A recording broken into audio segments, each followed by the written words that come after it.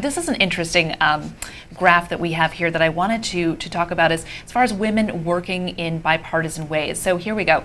So this is the effectiveness of women lawmakers. This was a study taken from the House of Representatives between 1973 and 2008.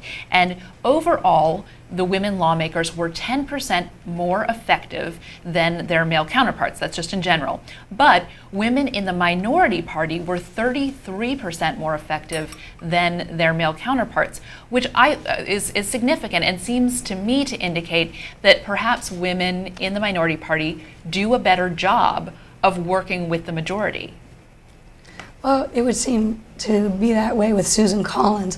But I mean, this particular study, they're looking at bill sponsorships and how far people's individual legislation gets. Right. And they do find that women in the minority party do a little bit better.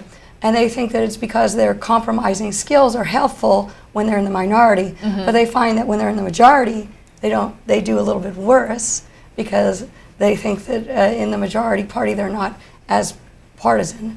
And I think it's too early to tell that. So on the Democratic side, women tend to be even more liberal than your average Democrat. And as the parties get more polarized, then those who are more liberal, if their party's in the majority, are probably going to see more success.